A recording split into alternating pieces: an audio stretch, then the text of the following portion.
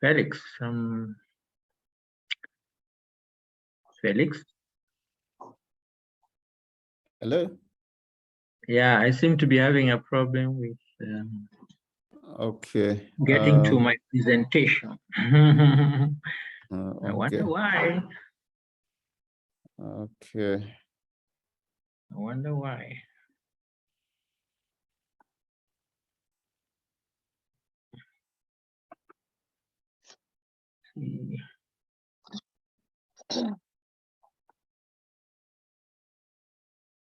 Let's see.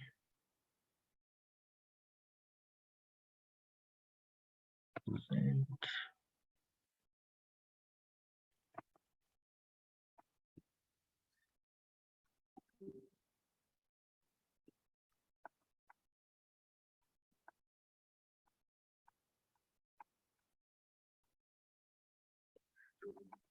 I have it online now, Masden. are you sharing it? Yeah. Okay, I found mine too, but you can't do both. Okay. So what do you like me to do? I can give it a go. Let me just give it a go. Okay. Okay.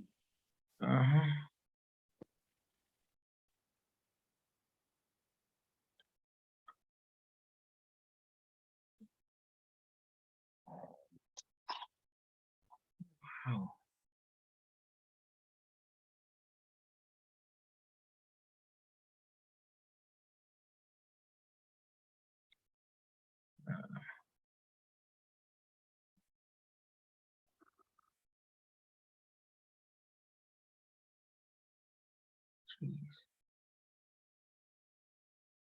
So, Felix,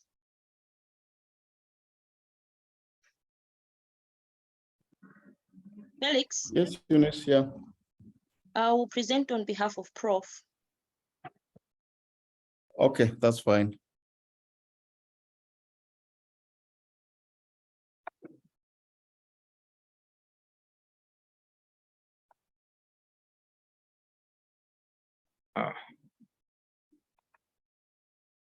Oh, I'm lost.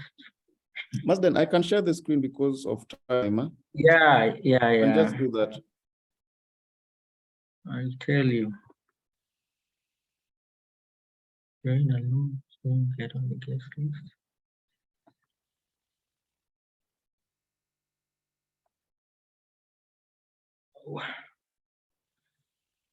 Are you able to hear me? Yes.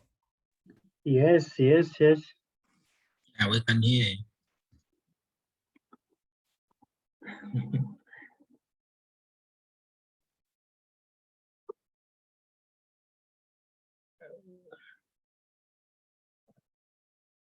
Masden, are you there? Yeah, so are you able to hear me? Is that I wanted to get back to, are you projecting the whole thing now? Yes, are you yes. projecting? Just make sure you can see my screen. That's where the problem is. I can see the screen. Can you roll it? Can you go from just one? I will roll it. Just go to the next slide so that I know I'm on that screen, because I had opened two others.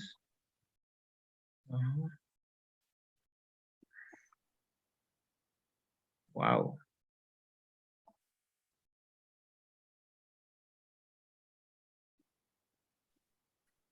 Okay. Okay, just, so sorry? yeah, you can hear me, and you know, I want to get back to the screen. I mean, I want to get back to the somehow. Sam, can you help here? It seems like they have some technical issues. Yeah, I'm trying to get I want to get back to the screen, but I'm having a problem. What's the problem? I can't see myself. I mean, I can't see the screen. Oh, you can't see your screen, or is it? Do you Yeah. want to see yourself? If you click back into Zoom, you should be able to see. I believe Felix is sharing. What's the screen coming right out now. is Zoom is live demo here, which is come here. Why?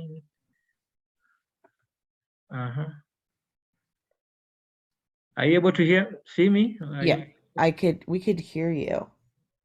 And then are you able to start video? Yeah, join meeting. Let me see whether I can get into that. Oops. Yeah, You're back already in the on. I'm meeting. back on now. Yeah, I'm back on. Yeah. So, okay, so now I can get started. I see even the screen, Felix and everyone else. Okay, so can even do my video so that everybody sees me. Yeah, so can I get started? Is it okay to get started or? Yes. Okay, so ladies and gentlemen, good morning, good afternoon, as it applies. Welcome to the Build Project online session titled Value of Water on Population, Environment and Development. My name is Dr. Marsden Solomon. I'm the moderator of this online session, and I will take you through the program that we have already lined up. So we have 4 sessions, or rather 4 components of this session. The first one, I'll introduce you to the Build project, which of course is the sponsor of this online session. At the same time, take you over through the Build project so that you may understand it in an overview way. So then after that component, the session will go into the second component of the session, where there will be 2 experts presenters who will make a 10-minute presentation each, and I will name them as I introduce them during the session. The third session will be a panel discussion where we will have panelists, 3 of them, discussing a specific topic stated the linkages between population, environment, development for integrating long-term solution to water security. Then the fourth, there will be guiding questions also coming out of that. And then the last and the fourth session is a Q&A, where the questions will be fielded, and then it will end up by having some takeaway messages coming out from there. So let us begin now with the, and then participants who are in this online session, please take note that you can actually register or put down your questions, and then these questions will be tackled during the Q&A session. So without much ado, let me just introduce you about the Build project. So the Build project is, as you can see there, excuse me, just go back. The Build project, yes, it is building capacity for integrated family planning and reproductive health and population, environment and development, which is PED action. Now, this Build project is a USAID project, funded project, and it is led by the Prime AFIDEP, and we have several sub-partners that includes Path Foundation, Philippines Incorporation, PACJA, and the LEAD project, and also FHI 360. Next slide, please. Next slide, please. Next slide. Yeah, so Build is a 5-year project funded by Population and Reproductive Health Office of USAID, Washington, D.C. It is a global initiative designed to influence the interconnectedness of population, environment, and development in order to spur strong political commitment, sustain financial resources, and accountability for voluntary family planning and reproductive health, low and in middle income countries. Build is being implemented by the African Institute for Development Policy, as indicated, the FHI 360, and Leadership for Environment and Development, which is LEAD, and then Pan-Africa Climate Justice Alliance, and Path Foundation Philippines Incorporation. Next slide, please. Next slide. Yeah, the geographical location is using a hub and spokes model. The BUILD project has identified 3 strategic USAID FP high priority countries and 1 member of the Ouagadougou partnerships to serve as hubs within our 4 regional areas of emphasis, that is in Sub-Saharan Africa and in Asia. The current hub countries include Eastern Africa, Kenya, Southern Africa, Malawi, Western Africa, Cote d'Ivoire, and then Asia Pacific, Philippines. The scale-up plan, the BUILD project, will be implemented in other USAID FP priority countries and Ouagadougou partnership countries where the USAID missions are ready to accept co-funds or provide field support for proposed activities. Next slide, please. Next slide, please. The overall project goal and result areas.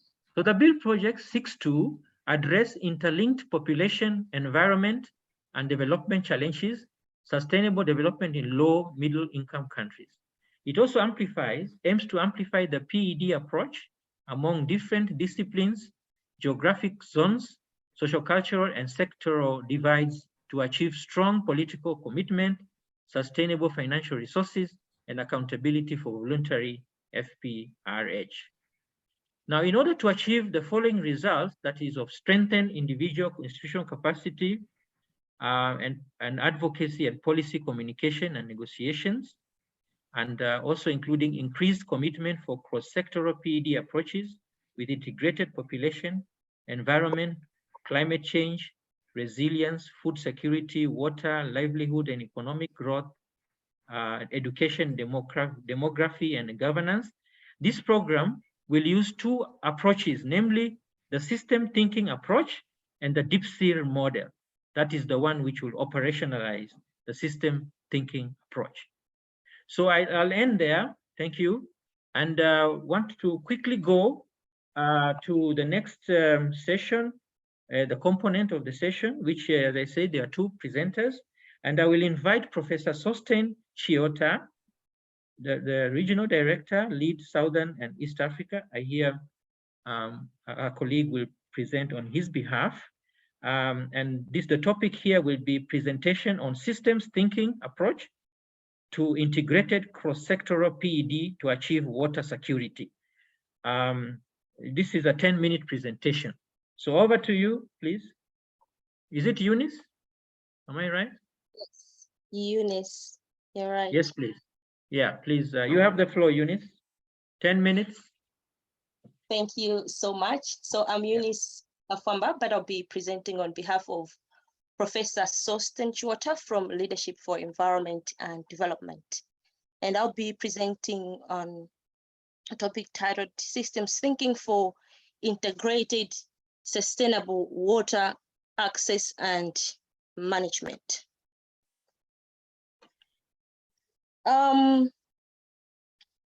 Water, especially population, environment, and development are so interlinked. And when you're talking about environment, water is part of it because it's a natural resource. And when we are making plans or development plans, these issues of water needs to take consideration of other elements that are interlinked to it. And in this case, we're talking about population and environment and development. For example, in Zomba, Malawi, Zomba uses Mulunguzi Dam, which was constructed in 1987. And by then, the population was like this, but as the years go, the population increased. In 2019, it grew up to 2,500.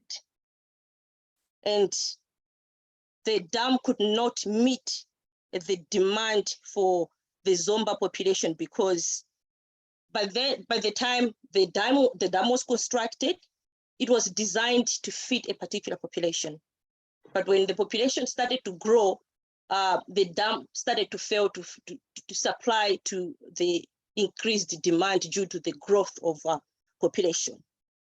And looking from the other end, climate has been changing. And this dam is rain fed.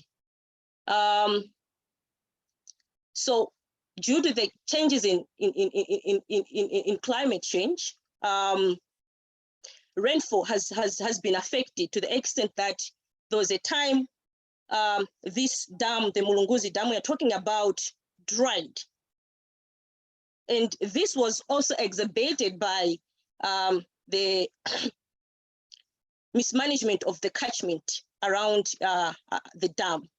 So as you're seeing that all these things are interlinked, we have climate change coming in, affecting rainfall, which is affecting the water levels in Zomba City.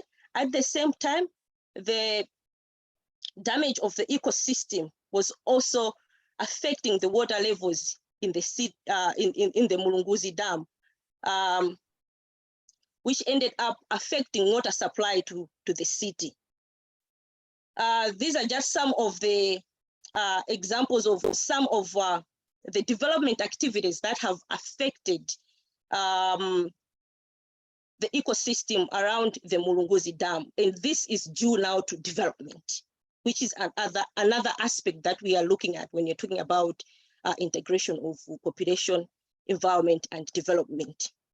Due to increase of urbanization and demand for various types of development, construction, there's been a wanton cutting down of trees from the catchment around the Mulunguzi Dam. And this led to the drying of the Mulunguzi Dam because the catchment couldn't support the water in the Mulunguzi Dam. And the other picture, this side here, shows part of the Mulunguzi Dam which dried. So in conclusion, systems thinking allows integration of population, environment, and development nexus in a holistic way. It allows for water development programs to achieve multiple development outcomes, such as improved and affordable housing with access to improved wash elements.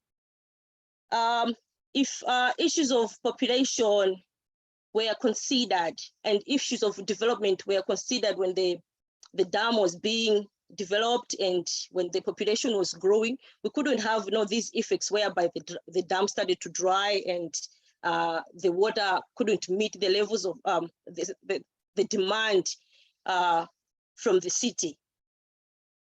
And finally, systems thinking also provides an opportunity for gender and youth empowerment through improved and sustainable water access. That's the end of my presentation. Thank you. Mm-hmm. Yeah, so thank you so much, Eunice, presenting on behalf of Prof. Sosten Chiota. Very nice presentation, and you're really doing it in good time. You gave us some savings, so thank you so much for that very illustrative, enlightening presentation. So we go over to the other colleague, the other presenter, Dr. Lot Nyirenda. He's the MPH course director of Kamuzu University of Health Sciences, and he will present on gender perspectives on water security in low and middle income countries. So over to you, Dr. Lot Nyirenda. You have 10 minutes. You have the floor. Before Lot comes in, Marsden, could I ask the two host 500s in the room to identify themselves, please? The participants with I can see. Yeah, the two host 500s to please identify themselves. They can change their names on the platform provided, or they can just say who they are. Thank you. Yeah. So hi Felix, I've just joined. I managed to join, so we will change we'll put the name. Okay. Welcome, Professor. Welcome. That is Professor Sosten Chiota. Yeah. Oh, Thank you. Professor, welcome. Welcome, Professor. Thank you. Thank you. And the other one who has joined also at, could he also introduce or she introduce herself? Is it possible? Or, okay, you can write down your name so that we'll pick it up from the screen. All right, so Dr. Lot Nyirenda, you have the floor. Thank you. Can you confirm that you can see my screen? Yes, I can. We can see your screen. At least I can. Yes. Yes. Okay, thank you. So I'm Lot Nyirenda. I coordinate postgraduate programs within the School of Global and Public Health, University of Health Sciences, and teaching in some of those programs as well. So I'm presenting on gender perspectives of water security in low and middle income countries, low and middle income countries.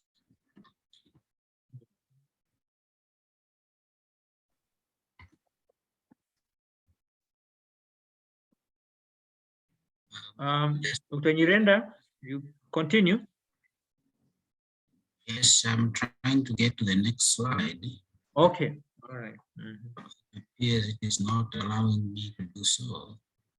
I don't know why.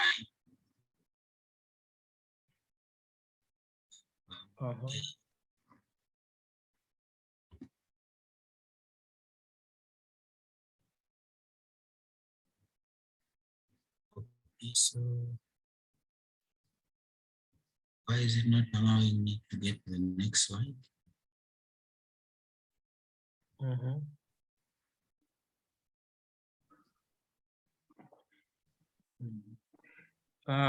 Felix, is it possible? Do you have Dr. Lot Nyirenda's slides? Maybe you could be the one moving them around.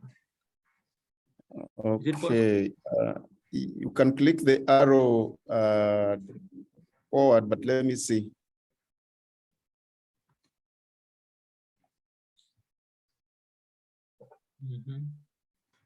Which means, Dr. Nyirenda, maybe you probably need to unshare or stop sharing, so that. Should I go ahead and stop sharing?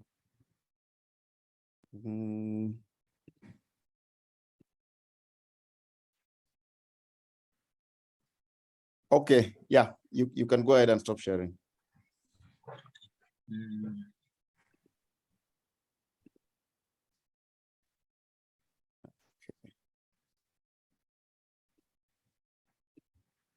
Okay. So, Doctor, does Felix go to the next slide?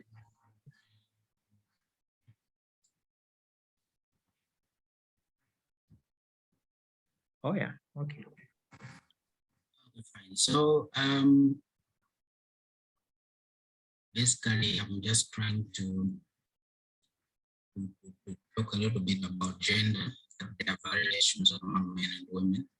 So the masculinities and femininities we should be talking about because of those variations. So they are multiple and not single expressions of gender. That we should take note of relations between gender and other bases of distinction and then stratification. So we're looking at age, race, ethnicity, etc. So crucially, we should take note that men or women do not represent a homogeneous category whose members share common interests, experiences. Next slide, please. Are you able to get to the next slide? Yeah. So we should know the other one, previous slide. Yeah. So we should avoid generalization, overgeneralization. Felix, you go to the previous slide. Yeah, we should avoid overgeneralization. We should avoid overgeneralization and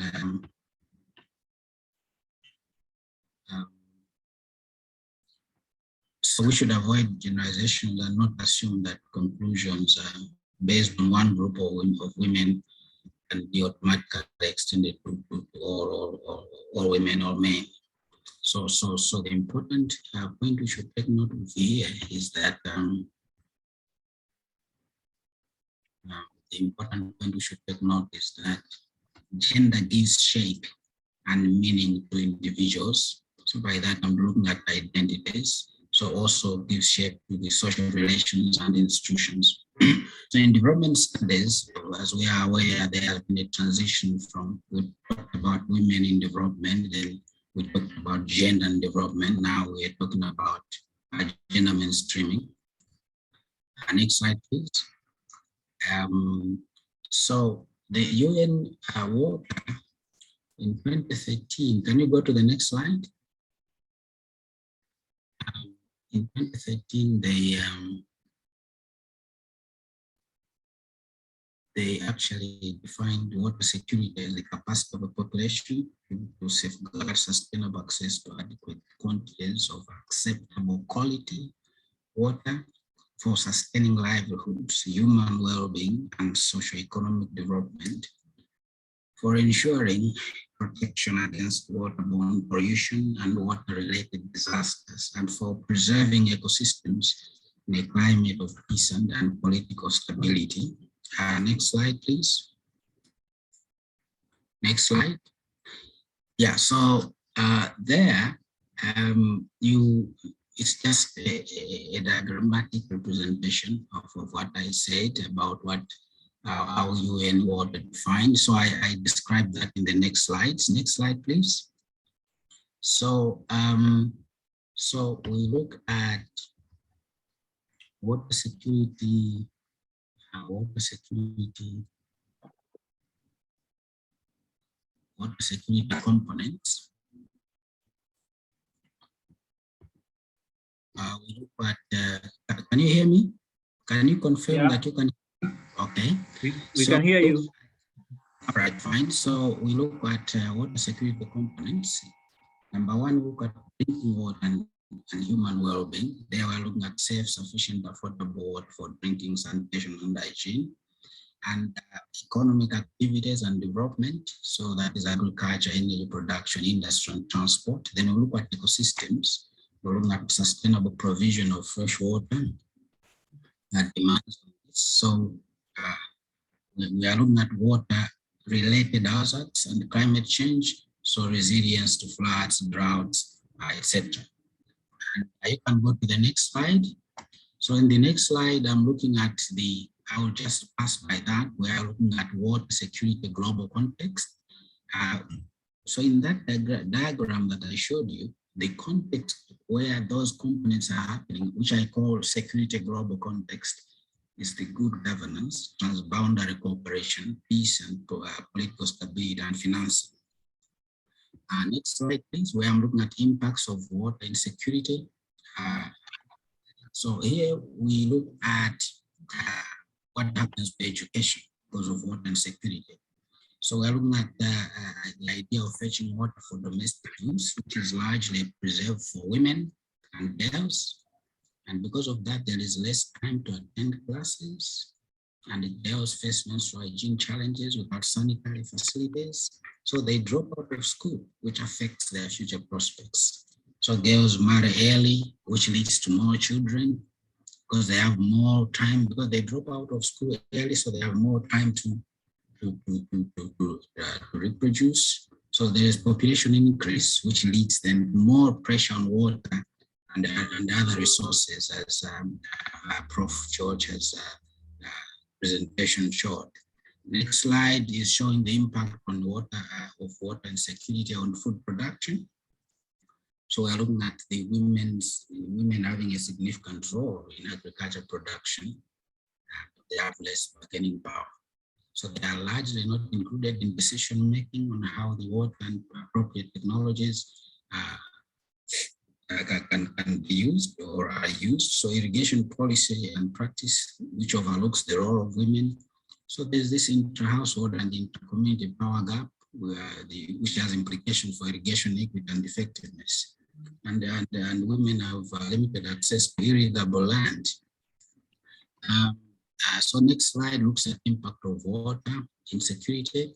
So here we're looking at conflicts which arise because of water resources, conflicts over cultivable land resources, conflicts over grazing land resources. So the largely patriarchal systems mean that women and girls are disadvantaged prior, during, and after the conflicts.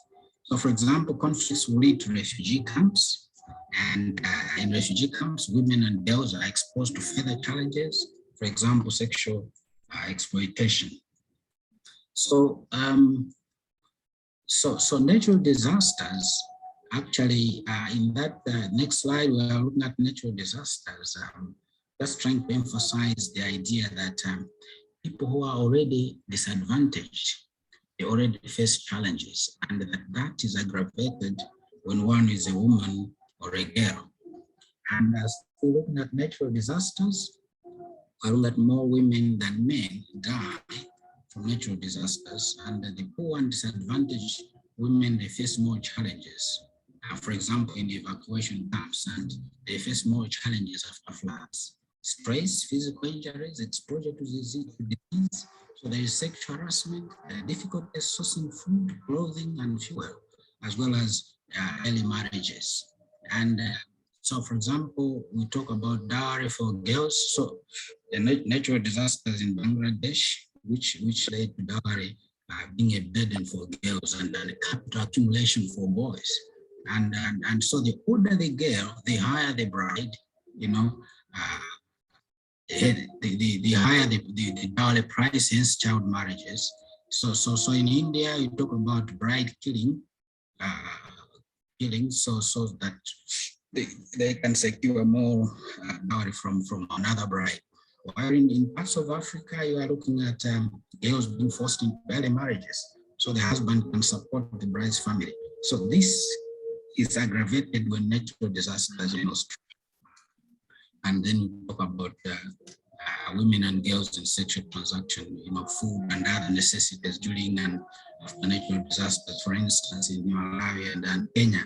Then you talk about waterborne diseases that emanate from there, and women bear, the brunt of that as primary caregivers.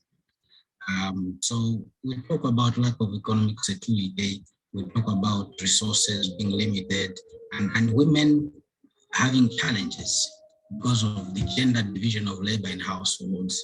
Women high levels of pre-disaster poverty makes the situation difficult. So therefore, there's need for integrating gender analysis into capacity and vulnerability assessments at the local level. And disaster projects must be gender sensitive and equitable in their effects, mitigation to construct. Women need sustainable economic development assistance.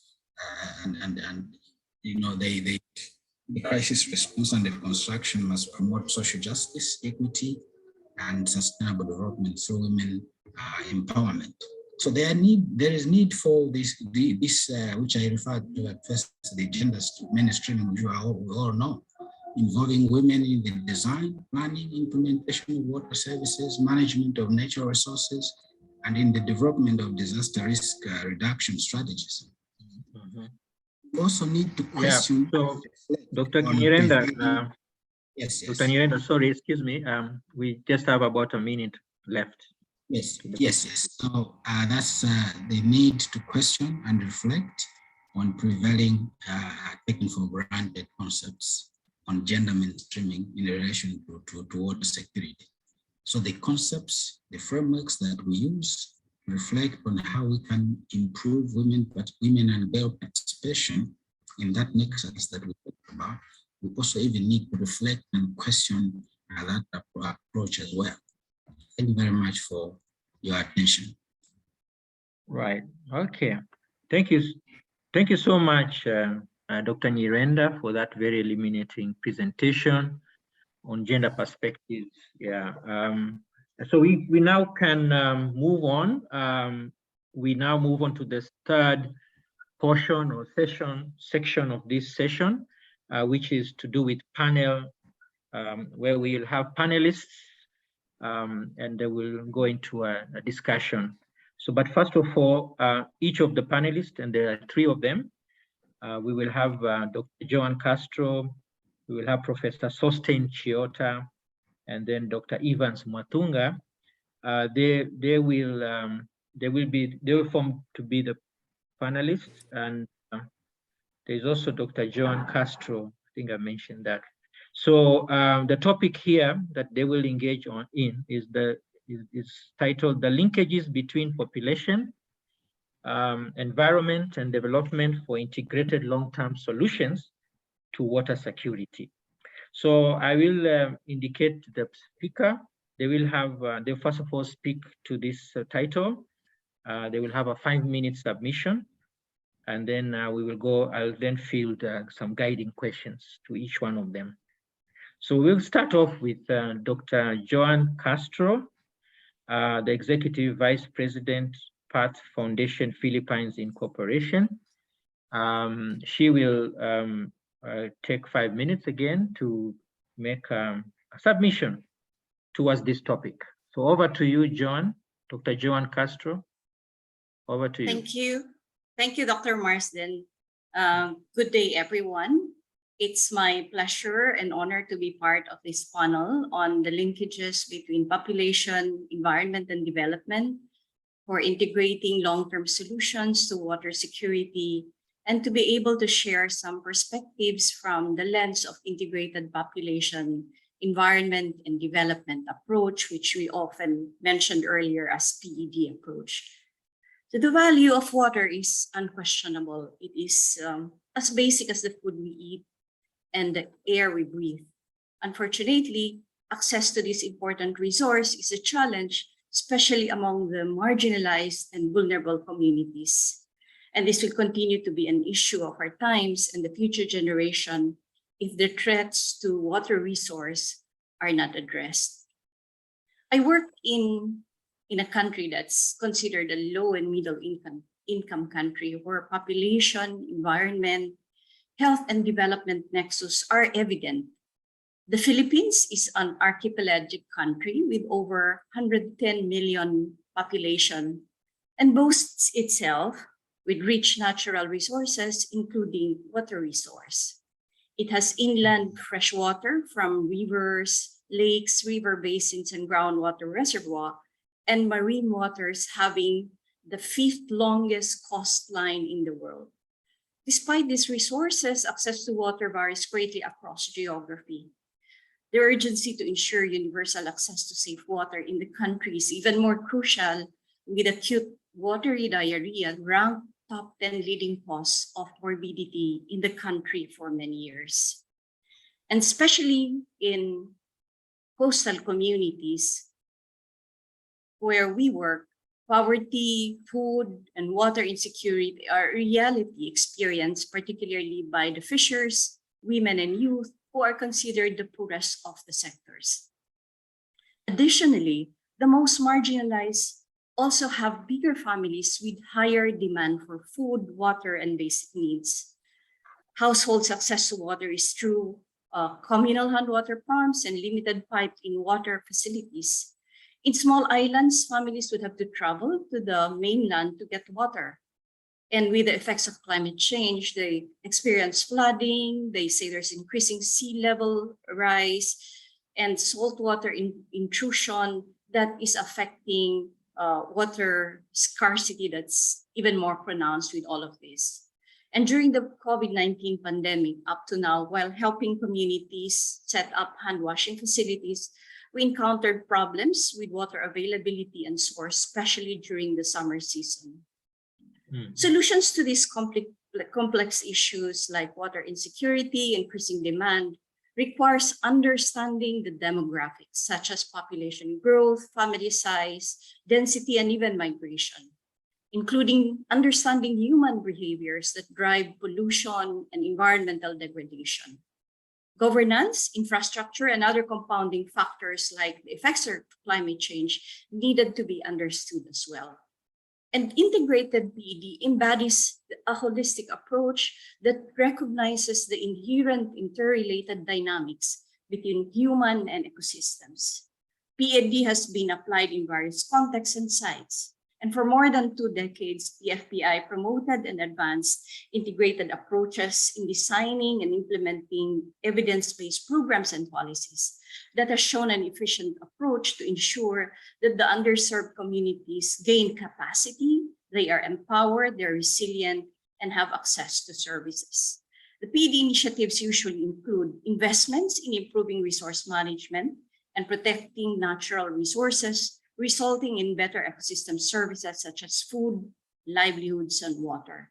There's also increased policy and program support for integrated approaches, resulting in community and policymaker support for PED approaches. Included in the investments are delivery of health services to reduce community morbidity and provision of family planning and reproductive health that equip couples to better plan how many and when they would like to have children, so they would have time for other interests and also reduce dependence on natural resources. There's no downside to integrated PED. Integrated approaches have shown value-added results compared to sectoral programs, and more importantly, the community recognizes and experiences the returns of these investments, which are vital to development work. Thank you. Okay. Thank you so much, Joan, Dr. Joan Castro, for that very incisive submission of the value of integrated PED. So I will go on to Professor Sosten Chiota, who would give his submission. Professor Sosten Chiota is the director of WASH NTDs. Sorry, Professor Sosten Chiota is the regional director of Leeds, Southern and Eastern Africa. So Professor Sosten Chiota, please, you have the floor. Our timeline is 5 minutes submission. So over to you. Yeah, thank you very much for the opportunity. As my presentation was looking at the systems approach, and I would like to emphasize that the systems approach helps in the long-term planning and sustainability, as the theme is suggesting, because you look at the drivers that affect the supply side, but also on the demand side.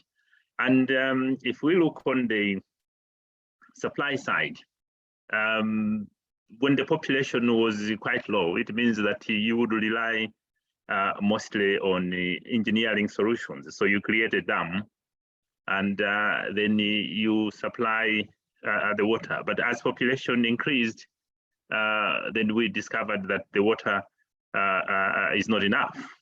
And therefore, you realize that the engineering solution can still be used by expanding the dams.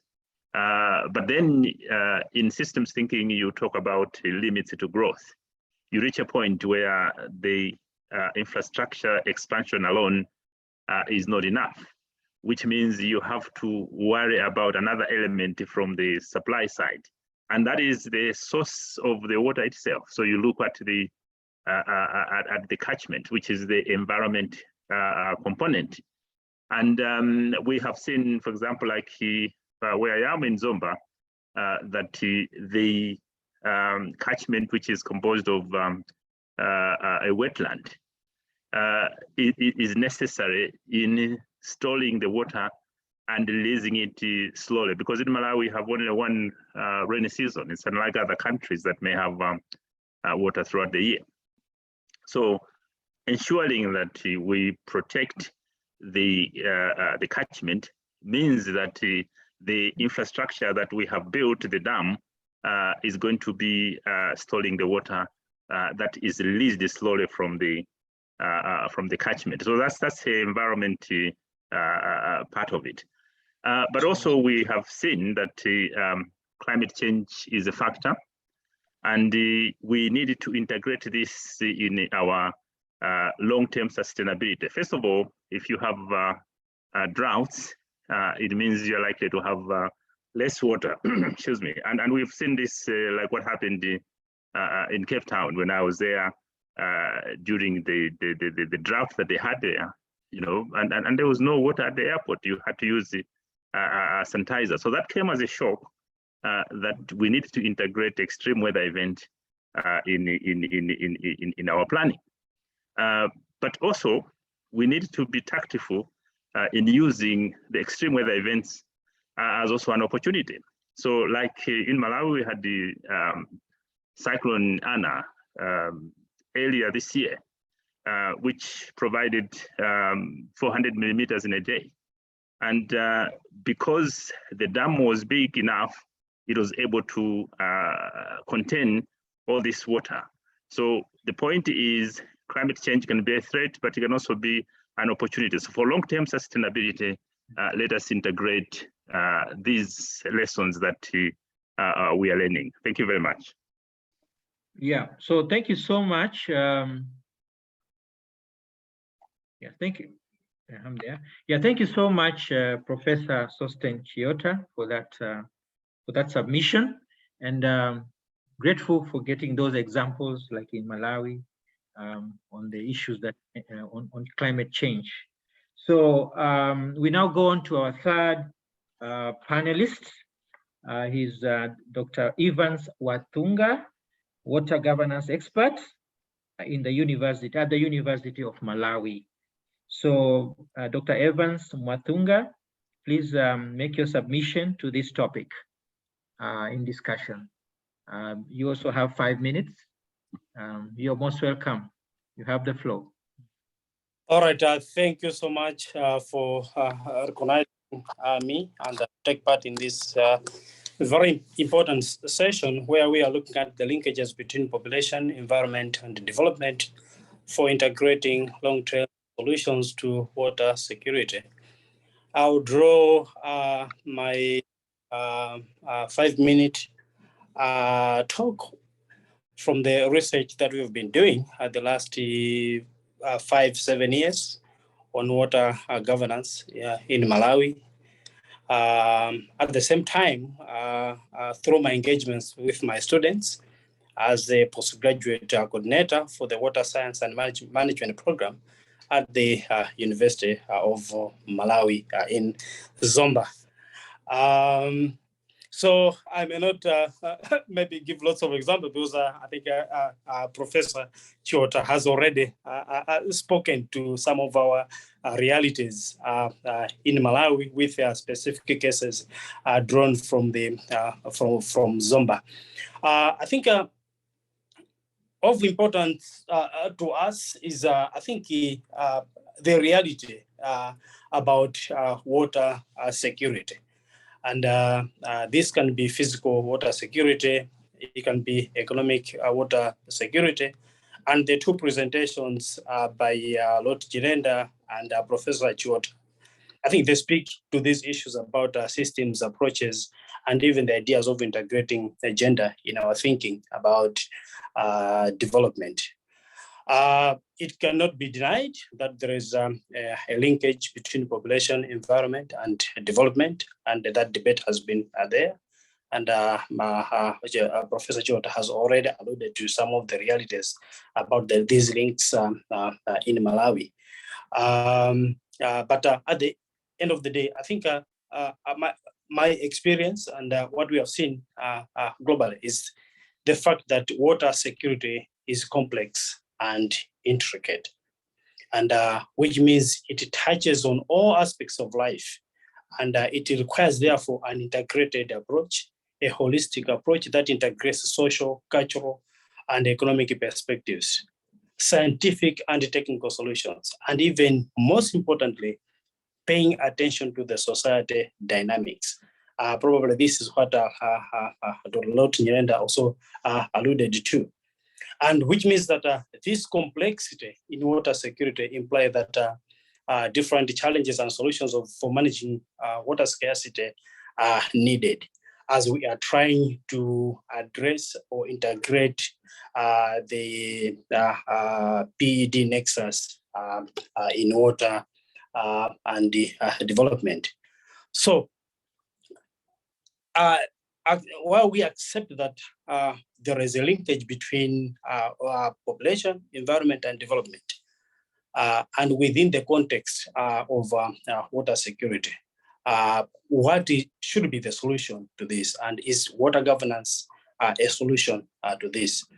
From my background of water governance studies, I refer to water governance not only to national level water legislations, regulations, or institutions, but also to processes that promote stakeholder or community participation, so that they can design water and sanitation systems and empower communities with knowledge by increasing their ability to make decisions about the management systems. So as we are understanding this nexus, it is also critical to pay attention to the issue of water governance as a sustainable solution to water security and insecurity, because this also pays attention not only to ecosystems, but also to social and economic well-being of the people.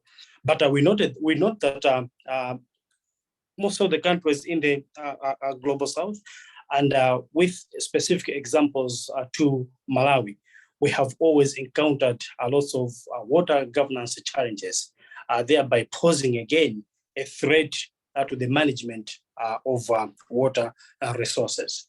So I find that we have over a long time embraced community-based management approaches, which were largely imported. And some of these approaches, they tend to ignore some of the social cultural realities on the ground, and which also speaks to the issue of integrating these social cultural realities in our governance arrangements. In that way, we'll be able to achieve the much needed water insecurity. So one of the critical characteristics of water governance landscape in Malawi is that it is donor driven and largely dependent on state actors for their performance. And because of this, again, there is always control and influence by the international community, thereby also raising questions about how do we distribute resources around water, resources around management and equitable access to the distribution of these resources. So the landscape itself has also to be considered as we are reflecting on these nexus, because our landscape is characterized by limited financial capacity, lack of financial resources, and most importantly, it doesn't integrate local interests in these kind of donor frameworks. The other challenge I also note in the area of water governance, in as much as we see it as a solution, we find that water governance arrangements, quite often, they neglect world views, which are people's fundamental beliefs about the nature of life and the reality. Yet the importance of people's beliefs and values has been recognized in global declarations. So it is also paramount and imperative to understand these political economy of local norms, practices, and values, because these can also impede and even sustain development. So there is a direct link indeed between population, environment, and development. And in terms of water security, it is paramount that indeed this has also a bearing on water security and insecurity. And attempts to address this problem have to consider water governance arrangements that are able to take into account realities on the ground. That includes beliefs, the people that they hold, their values, the economic realities, the political realities, etc. I think that's my submission for now of the nexus. Thank you. Oh yeah. So thank you so much, Dr. Ivan Matunga, for that very insightful guidance you have provided and remarks on this submission on this topic. So we have come to the end of the submissions, and now we will get on to the point of me fielding some questions, and I will direct them to a particular speaker, if you like, to just make a response. Because of the time factor, the submission should not be more than 3 minutes, if not less. So I will start off. I will direct this question to, this particular question is being directed to Dr. Joan Castro, and it goes like this. How can stakeholders work to improve understanding of the linkages? Are you there? Are you hearing me, Dr. Joan? Yes, I can. Thank you. So the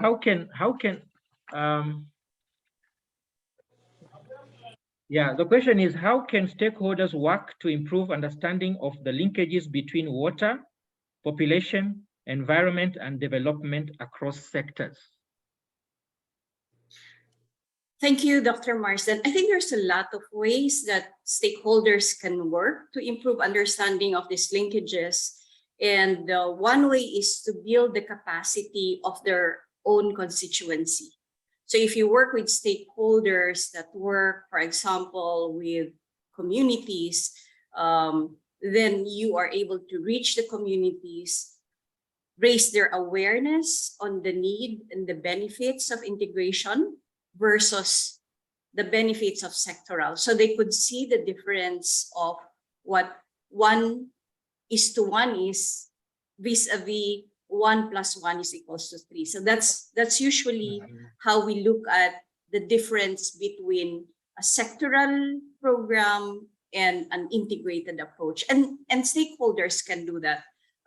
If communities see the benefits, whether the stakeholders reach would be communities or policymakers or private sectors or other sectors, then they would really help raise awareness and understanding. So a bigger stakeholders reach can actually build also constituencies that are practitioners, or that could be practitioners and advocates of the PED approach that understands the linkages between the dynamics between people and environment, as regards to the issues on water, population, and development sectors. Okay. Right, yeah. So in your opinion, having to deal with multiple components of the issues in the communities helps the community to buy into it, isn't it, quicker? All right. Okay, so thank you so much, Dr. Joan Castro, for that response. We'll move on to Professor Chiota, Sosten Chiota.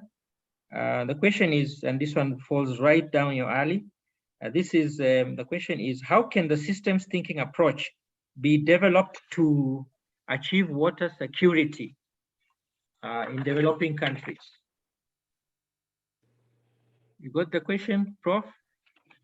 How? Yes, can repeat? yes. Okay. Yes, I got the question, how systems approach can be developed. Yes, and I think it is quite clear that our training and our workplace put us in silos, and these are artificial silos, and so sometimes decisions made by one department will conflict with the needs and use of another department. So I think building on what Joanne had said, there's need for capacity building so that people learn how to apply the systems thinking approach. That's one. The second is that we should actually look at policy harmonization so that policies talk to one another. And in that case, it means it doesn't matter which sector is coming up with a program. If they use a systems approach, then there will be that harmonization. Then thirdly, there are quite a number of integrated approaches that are being promoted. For example, in Southern Africa, the SADC Council, that's all the 12 countries in Southern Africa, have recommended that water development projects must take the water, energy, and food systems approach, which means that if you want to do irrigation, you must make sure that the water supply you are developing also integrates water supply for household use. And at the same time, if you're coming up with a hydro project, you know that you'll also need to manage the catchment and the ecosystem where the water is coming. So we've seen in Malawi that because we didn't manage the catchment, whenever it rains, you have so much soil damaging the power generation units. So it is ensuring that we understand these are integrated and using the policies that are at sub-regional level and country level, we'll be able to make sure that we achieve sustainability, both supply and demand side. Okay, so thank you so much for that response, Professor. We are very timely and extremely pointed response. So I would like to take this opportunity to have Dr. Evans Matunga to receive this question, which is targeting focus to him. The question goes like this: how will improvements or lack of water governance influence sustainable management and use of water resources in low and middle income countries? All right. Dr. Evans, you got a question? Yeah, sure. I got it. And water governance influence sustainable management of and use of water resources. Exactly.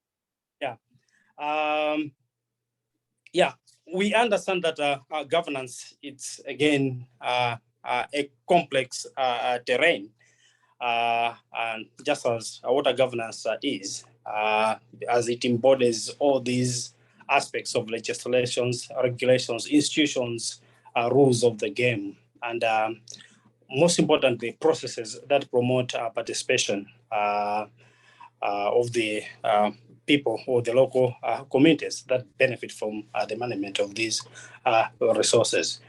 So water governance arrangements is only a sustainable solution when it safeguards ecosystems. At the same time, if the water governance arrangements are able to consider the social and economic well-being of the people. I think for me, I think that's fundamental. And secondly, if the governance arrangements are able to consider the existing practices, social cultural realities, or what I would call existing water governance arrangements that exist at local level, because quite often we tend to ignore processes that are currently working in local communities in the management of resources in favor of imported ideas about how to manage these resources. And that's where, in my view, we get certain things wrong. So water governance arrangements, if they are able to tap on the local practices that are working, what I would call working with the grain of the local realities around, if they are able to build a financial capacity of local communities, if they have got administrative support and that accommodate local interests as opposed to foreign and donor interests, those local governance arrangements are bound to help in the management of water and other natural resources. So my call is for the imperative to look at water governance and work with the existing practices that are operating in these different areas, because they have a value to add in terms of how to best to manage resources. Thank you. Thank you so much, Dr. Evans Mutunga, on the subject of water governance. Yeah, so now we are at that phase of getting some few questions fielded from the audience, and maybe we get some response.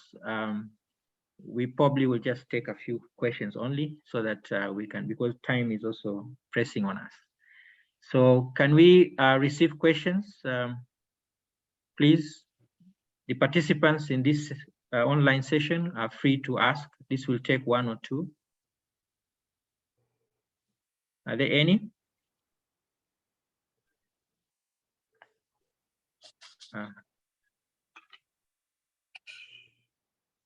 Okay. Does the silence really mean that everything has been very well understood? The topic is very, very clear. One more round of asking. Do we have any participant who has a question to ask? The participant is now free to ask those questions. Okay, so we are basically coming to an end to this particular online session, which has been sponsored by the BUILD project, and we would like to probably end by taking home some key takeaways, or you can say some key parting shots that has arisen from this session. So one of them is this session has enabled a very good understanding of the linkages between water, population, environment, and development. We anticipate there will be improved understanding of a systems thinking approach to integrated cross-sectoral PED to achieve water security, sustainable management and use of water resources through improvements in water governance. We believe that's also a learning stage that has taken place.